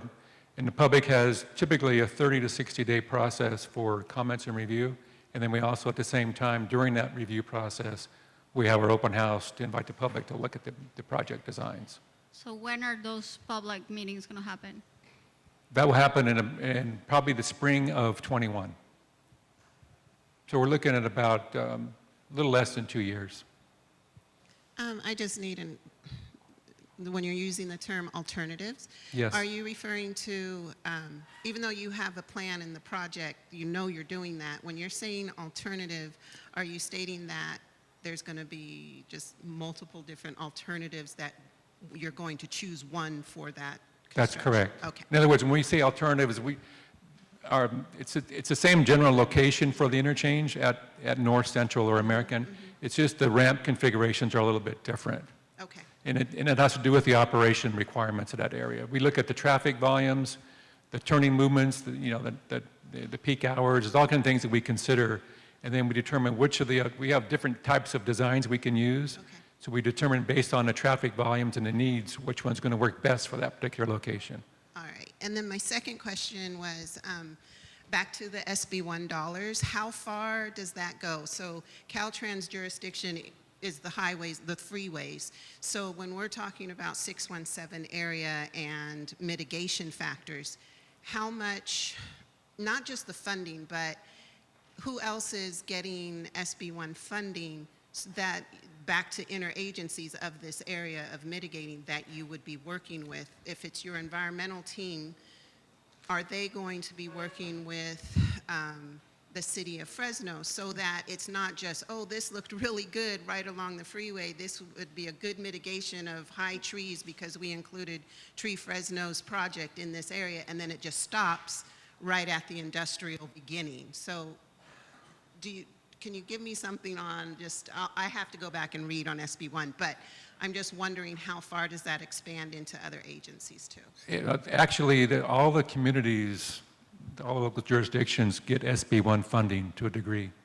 So the if state, they're sharing that funding, Yes. then isn't there a space for a collaboration of the oh, different absolutely. agencies? And we don't do anything, the Caltrans, we don't do anything in a vacuum. All of our projects are coordinated with the local jurisdictions. And my particular project I'm referring to, the interchanges here, is not SB1 funded. It's a combination of STIP, which is State Transportation Improvement Program, and local Measure C funds are funding this project. It's a little bit different in Scott's. But yeah, Caltrans, we are very collaborative. We work with all local agencies, with the cities, the counties. We work with the Fresno COG, and we work with the FCTA because of funding priorities. And these particular projects, they're being driven by the local agencies. As a matter of fact, the city of Fresno, right now, the interchange at North is one of their highest priority projects they want to see built because of all the development going on. So they realize the problems it's creating on the freeway, but they want to encourage that. To encourage that development, they need a better access to the freeway. So it's very important for the local jurisdictions as well. Yes, ma'am. This is not in particular to your presentation, but I wanted to make note of the time that it's 7:02, and it looks like we're looking to adjourn at about 7:15. So I kind of wanted to make a motion due to the lack of time for the last presentation, if it's possible, to given that we're still kind of developing the SERP and there is such a short amount of time for us to be able to write these strategies collectively as a committee, that we do one of two things. We either move the next meeting to July 31st to allow more time for residents to kind of reflect on this information, or add a meeting on the 31st to make the 24th a subcommittee meeting so we have enough time to digest the City of Fresno's presentation, because it's incredibly important for the development of the SERP. We just have we want to get you the draft SERP strategies. We think that's one of the top priorities, so we would like to get that to you as quickly as possible.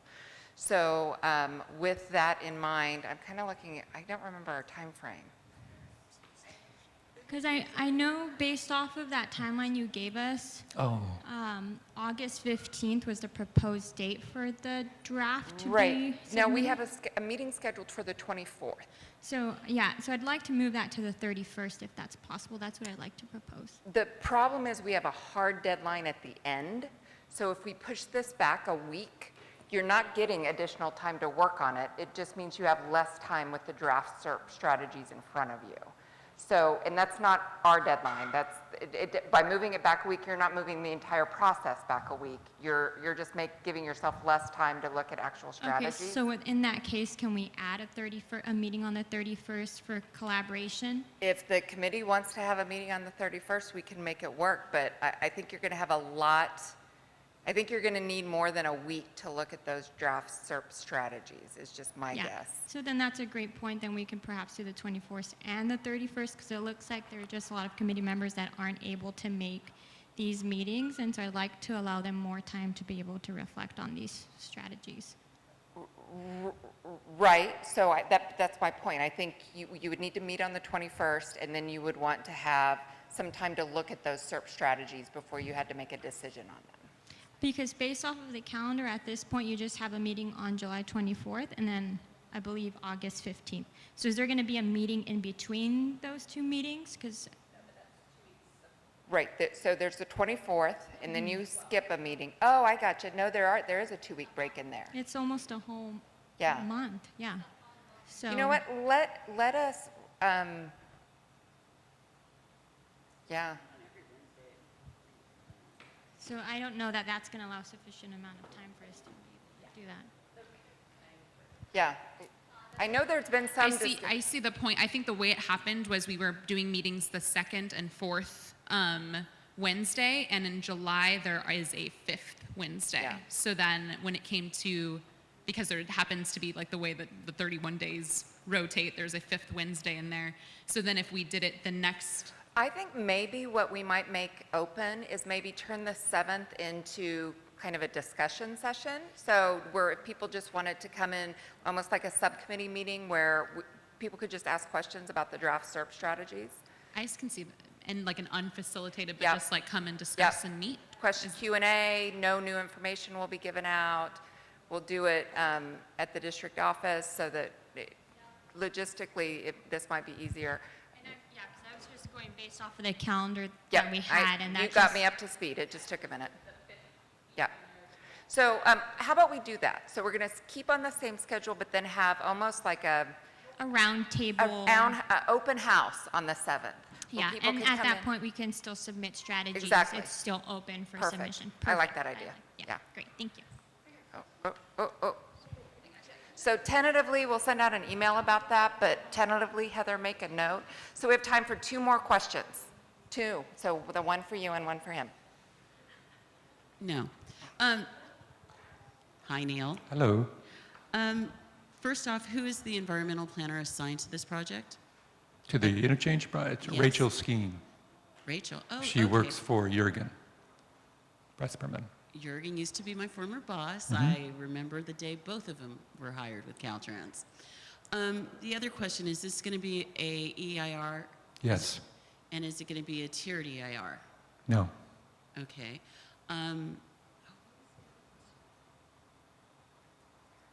Ponder it, and then we'll come back if you remember it. All right. I forgot I'm double mic'd. Thank so. you. Thanks, Neil, for your presentation. I love the way you say you don't do things in a vacuum. You work with all the interagencies and cities and stuff, the problem we've been having from a community level that those local folks don't work with the community very well. So we don't get that information unless we have these kind of situations, because we never knew that the city was pushing real hard for North to get reconfigured, you know? And we've been in meetings with the cities for 5 years, writing the Southwest Pacific Plan as well. So it's glad to know that they're pushing hard, and you made another important point because of economic development, you know, truck traffic, which we've been looking to deter down on that end. And we've been wanting the city to modify industrial development right there near our neighborhood through the Southwest Pacific Plan. But a more important point for me, being a business owner in the area and having family members in the area, you talk about an image study, you talk about a traffic study, you talk about an environmental study, but have you done a social, economic impact study? And if so, why aren't local business owners involved in that study? Because if you're going to reconfigure that particular overpass, trust me, all the heavyweights that are helping, you know, industrialize that area down there, they're going to be coming down there looking for other types of investment opportunities right off of that ramp. And so they're probably going to be privy to what's available, what's not. They're probably going to have financing to come in. So local folks are not going to be able to take advantage of any residual opportunities in that area.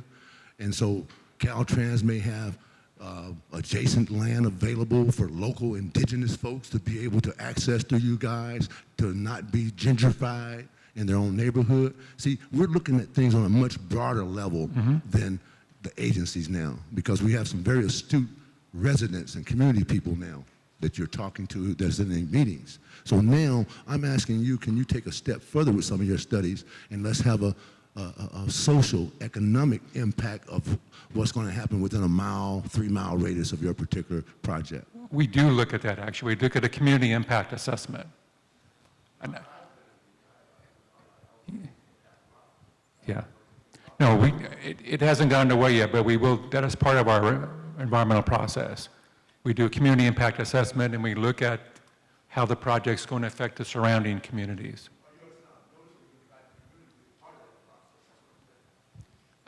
That's a very good point.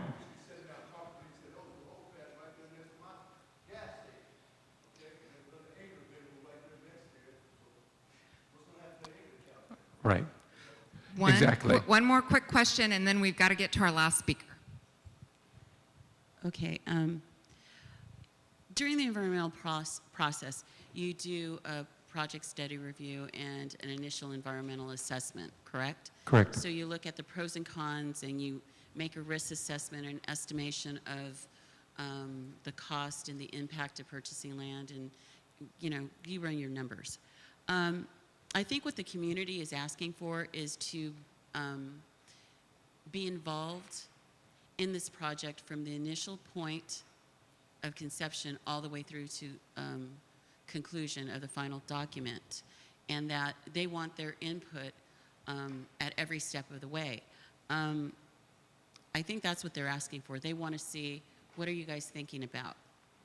What are you talking about? And I think it would be very behooving to you in this environmental process, as well as the design process, to sit down with the community members. Personally, I have a big problem having, Jorgen ever involved in anything, dealing with communities of color, based on what I know of him. So I'm just going to put that out there. Yeah, we can certainly, I'm sorry.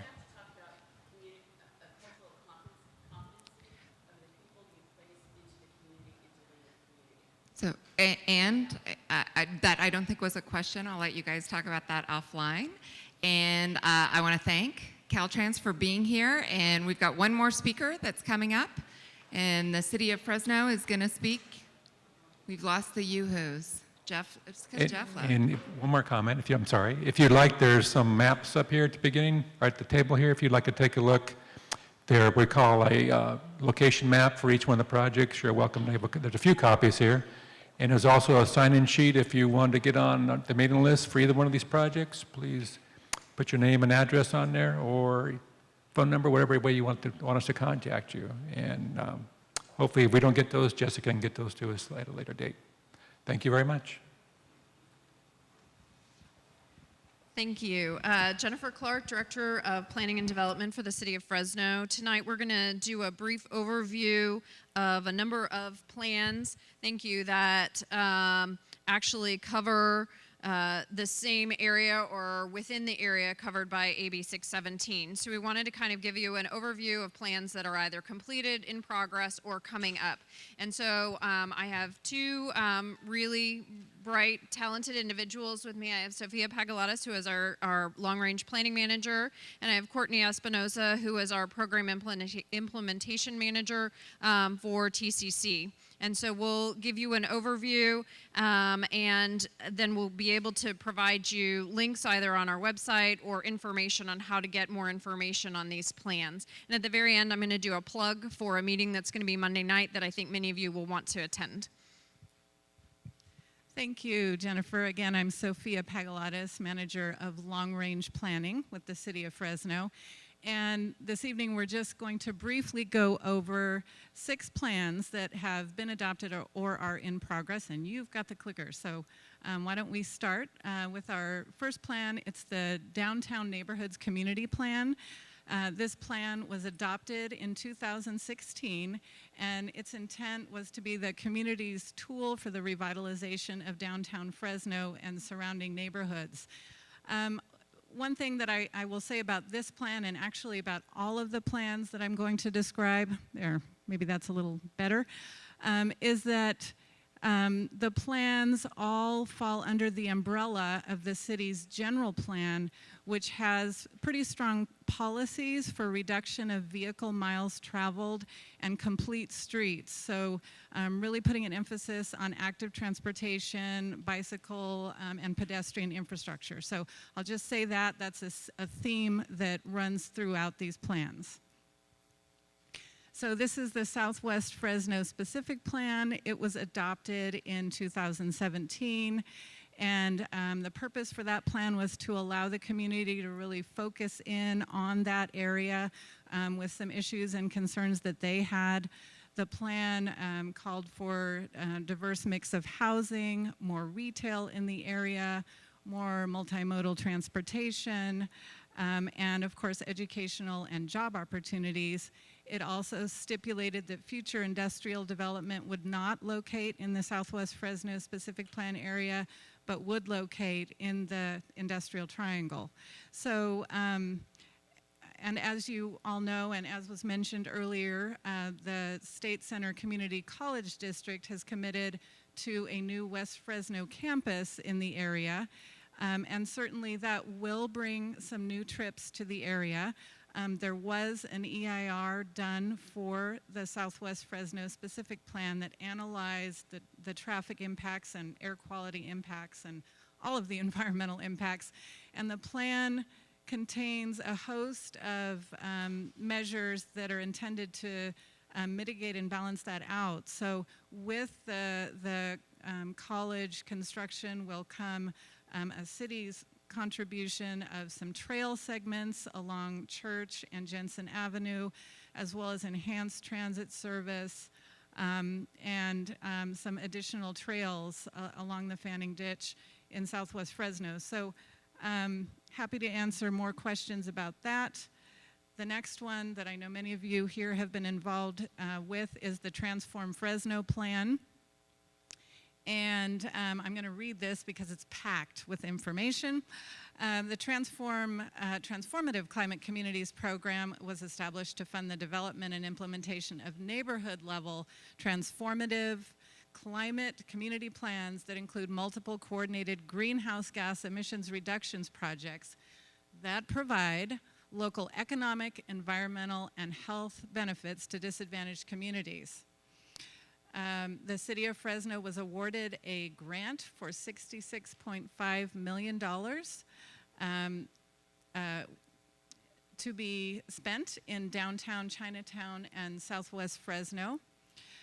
These investments will fund 4 different project types, which include affordable housing and sustainable communities, low-income weatherization, urban greening, low-carbon transportation, urban and community forestry, and food waster prevention and rescue. That was a lot more than 4 types of projects. There are 24 projects with 12 different partners in addition to the city of Fresno, and the project is leveraging $111 million more dollars to match those from the TCC grant. Plans currently underway include the Central Southeast Specific Plan. This plan is offering an opportunity for residents and stakeholders to shape the future of Central Southeast Fresno. The plan is going to address topics that matter the most to the residents there, and these include affordable housing, jobs and economic development, transportation, parks and open space, and a healthy environment. Because the area is mostly developed, the plan focuses on about 10 different opportunity sites that are mostly vacant or have vacant buildings and are in need of revitalization. The plan is in the final stages of writing the draft plan, and the environmental impact report will be starting up soon. Then we have 2 more studies. This is the Industrial Compatibility Study, which is a citywide study. Its purpose is to develop a toolbox or menu of options to help industrial facilities and residential communities be good neighbors. The toolbox will include solutions that address environmental factors such as noise, traffic, odor, air quality, potential hazards, and other possible points of land use incompatibility. The outreach portion of this study began in April, and the majority of the outreach is expected to be conducted in the next several months. And finally, we will end with our most recent plan, which is the South Industrial Priority Area Specific Plan. Some background on this, back to our general plan. It identified a series of plans and programs that were needed for priority infill areas. And actually, the downtown plan that I mentioned, the Southwest Specific Plan, and the Central Southeast plans were all done pursuant to the general plan's direction to really focus on infill areas. And that is also the reason for the South Industrial Specific Plan. It's a priority infill area that's following the general plan's guidance on that. The purpose of the plan is to consolidate all of the city's adopted policies regarding the South Industrial Priority Area into one document and analyze the cumulative impacts. An environmental report is just now beginning, and I might steal your thunder, but there is a scoping meeting scheduled for this Monday, July 15th, and we have flyers here if you are interested. So that is our quick summary of the plans that have recently been adopted or are underway, and we're happy to share information about how you can connect and participate with those.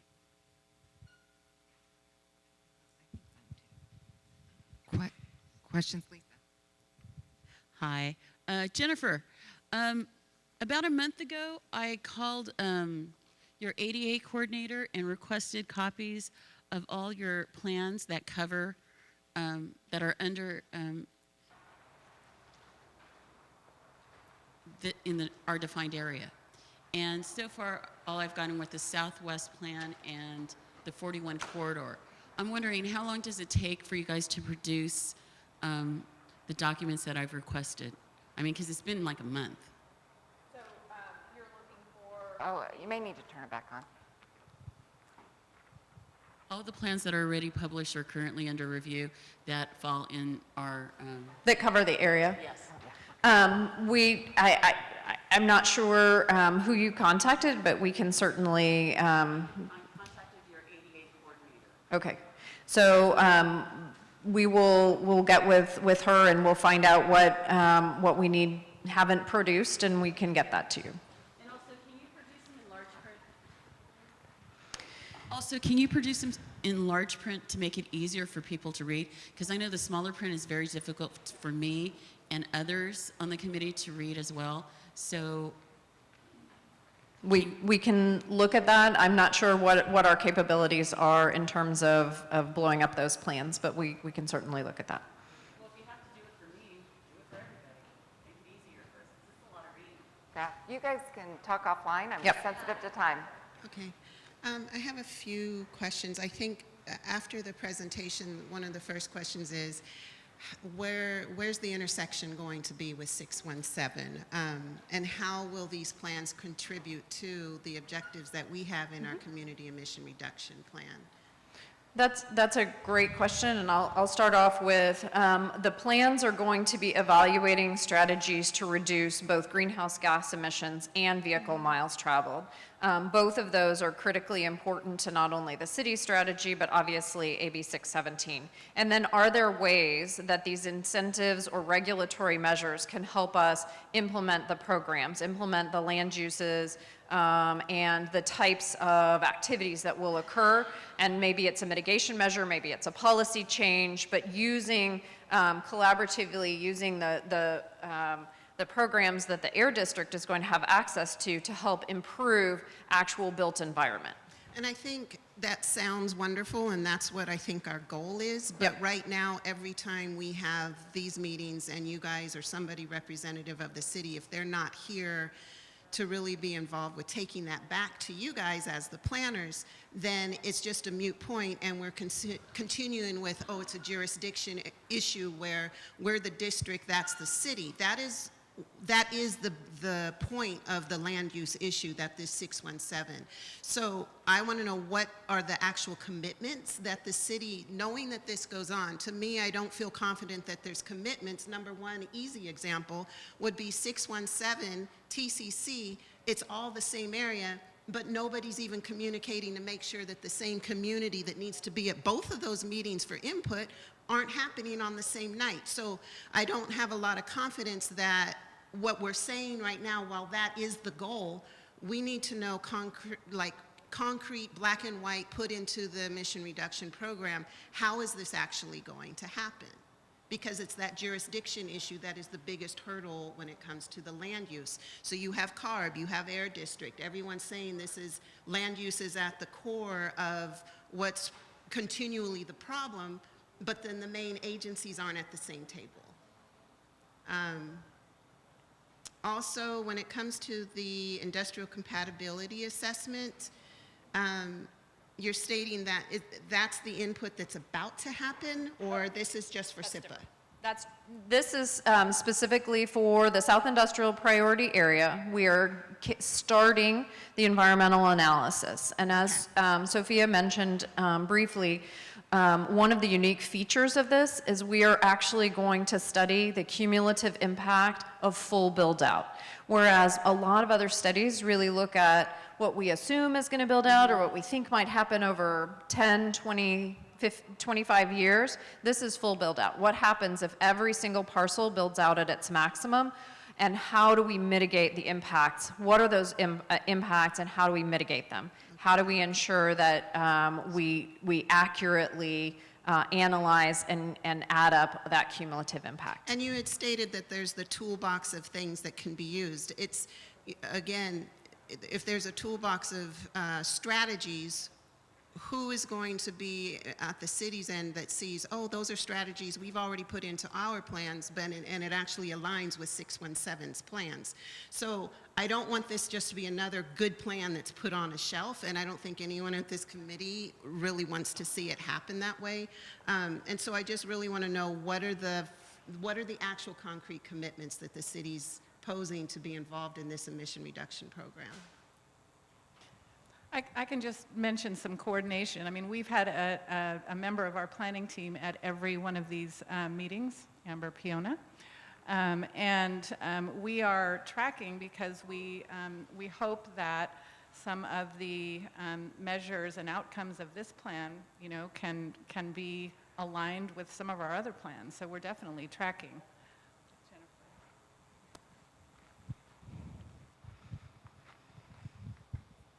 Hi, my name is Monica with Central Valley Air Quality Coalition. I have a few questions and comments. some of the strategies, for example, the land use transportation mitigation strategies, bring up ideas as a memorandum between the city and other agencies, so to potentially not build out more industrial sources or commercial sources that would already impact an area that's air quality is poor, hence AB 617. How feasible is that, one? And two, have there been any insight into looking into maybe making these green zones, especially the community of Malaga and AB 617, which is a land use policy as well?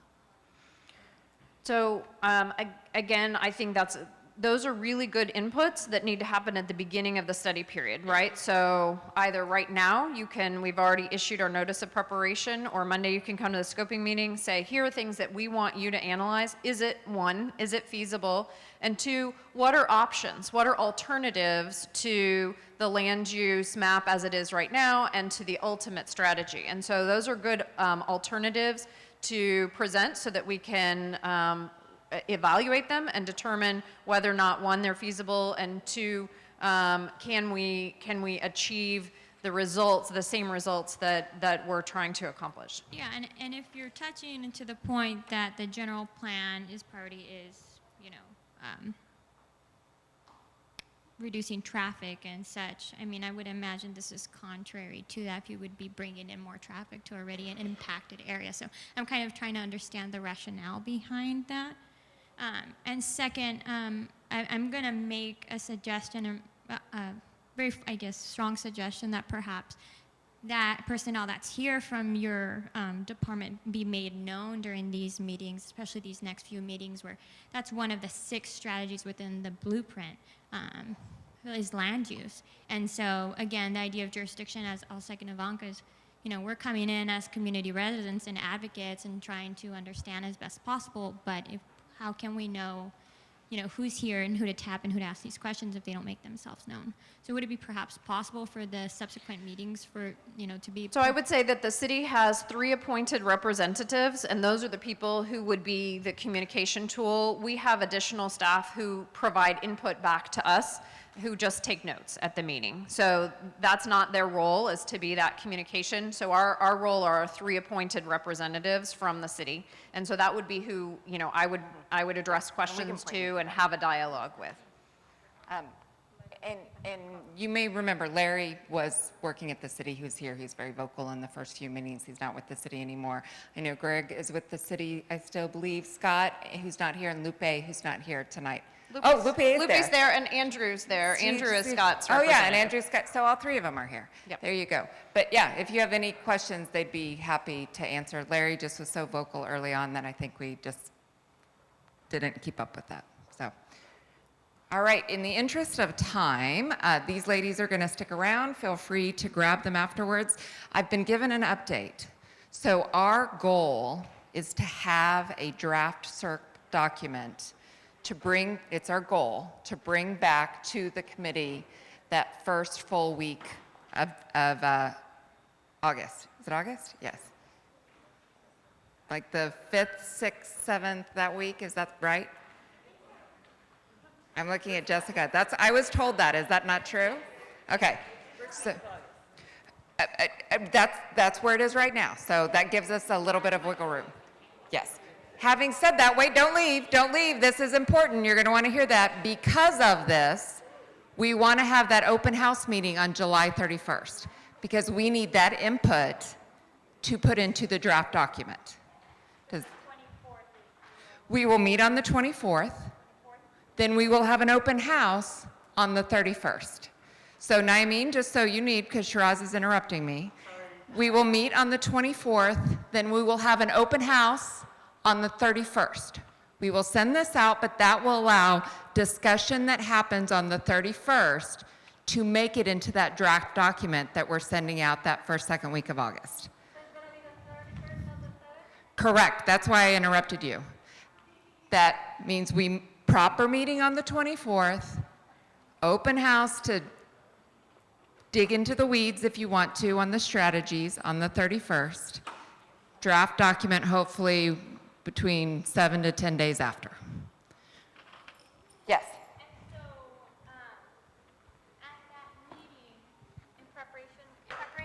for that August 6th or 7th meeting where you'll be submitting the SERP, there's still going to be opportunity for us to submit more strategies. And then the following week, which is I believe the 15th, which is what I had seen on the calendar, or the 14th. So we have a meeting in August. Someone tell me what the normal August meeting dates are.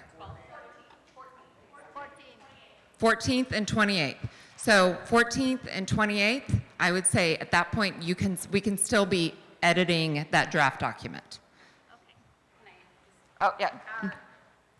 Because we will be taking this to our board, the final draft that needs to be published 7 days before our board meeting will be on, I'm looking for the week before the Like the 15th. 7th. So it's like the 8th or 7th Of September. of September, oops, no, I was wrong. It's the 12th of September that will be the final. So the meeting that's 2 weeks before that, like right up until then, I would say it was probably that end of August meeting. Yeah, exactly. All right. Sorry, we wanted to make sure we could have a timeline that made sure we had opportunity for you guys to give comment and to make it into the draft. With that, are there any comments from the public at this point? All right, seeing none, whoa, yeah, come on up. Sorry, you were being blocked. Shiraz again.